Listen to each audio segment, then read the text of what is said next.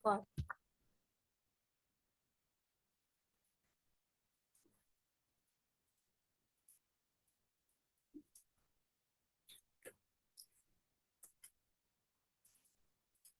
Assalamualaikum warahmatullahi wabarakatuh.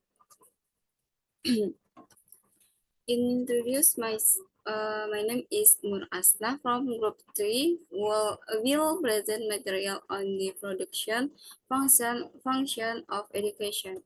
Before we start, we better read the reading of the holy verses of the Al-Quran, which I will read myself. أعوذ بالله من الشيطان الرجيم. بسم الله الرحمن الرحيم. الحمد لله الذي أنزل على عبده الكتاب ولم يجعل له عوجا قيما لينذر بأسا شديدا من لدن ويبشر المؤمنين الذين يعملون الصالحات أن لهم أجرا حسنا ماكثين فيه أبدا ويعذر الذين قالوا اتخذ الله ولدا ما لهم به من علم ولا لآبائهم كبرت كلمة تخرج من أفواههم إن يقولون إلا كذبا فلعلك باخع نفسك على آثارهم إن لم يؤمنوا بهذا الحديث أسفا.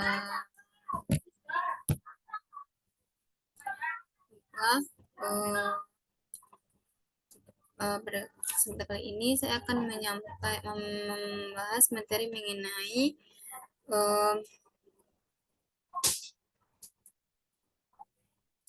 efisiensi produksi pendidikan.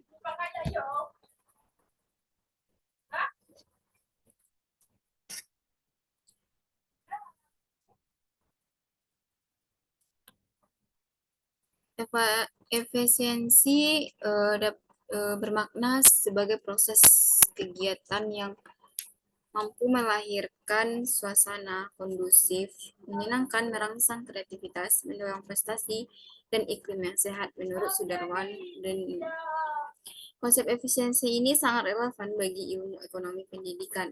Munculnya pengakuan ini sebagian besar penelitian dalam bidang ekonomi pendidikan banyak berfokus pada pertanyaan bagaimana sumber-sumber masyarakat harus dialokasikan pada investasi pendidikan dan bentuk-bentuk lain dari investasi.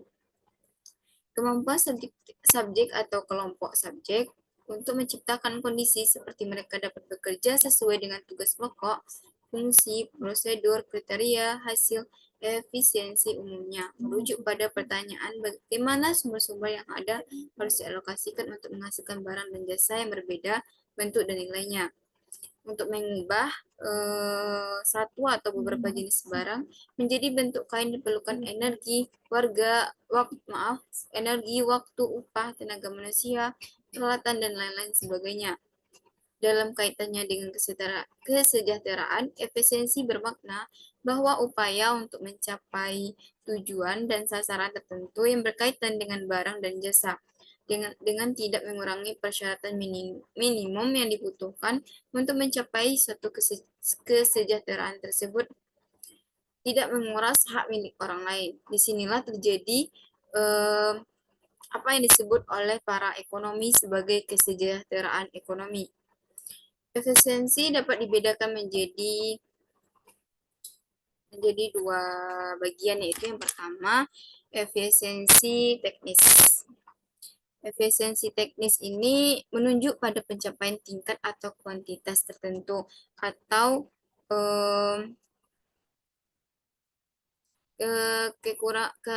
keluaran fisik sebagai produk dari kombinasi semua jenis dan tingkat masukan yang berbeda. Sedangkan efisiensi ekonomis menunjuk pada penempatan ukuran-ukuran kegunaan atau harga pada masukan yang digunakan dan keluaran yang dicapai menurut Aceh Suryadi tahun 1999.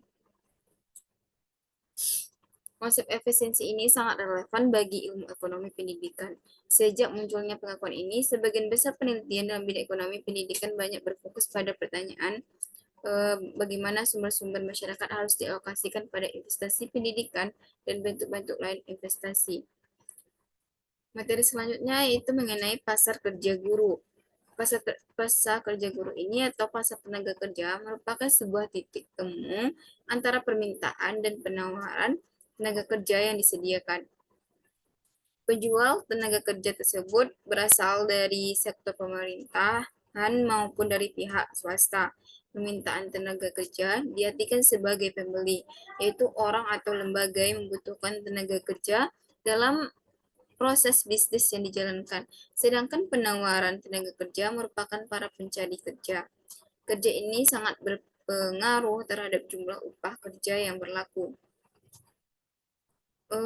Menurut Rahmawati SEME, mendefinisikan pasar tenaga kerja ini merupakan seluruh aktivitas yang mempertemukan pencari kerja dan lowongan pekerjaan. Proses ini memberikan kemudahan bagi pihak pengusaha atau produsen pencari kerja dan pihak ketiga jika ada. Nah, menurut Suroto, pasar tenaga kerja ini merupakan pertemuan antara kebutuhan dan persediaan tenaga kerja. Proses ini memungkinkan masyarakat meletakkan transaksi produktif, yaitu orang yang menjual tenaga kerjanya dengan pengusaha yang membutuhkan tenaga kerja tersebut. Baiklah, demikianlah pembahasan materi dari saya. Saya kembali. Apabila ada kesalahan dan kekurangan, mohon dimaafkan. Apabila taufik wal hidayah. Assalamualaikum warahmatullahi wabarakatuh. Hola.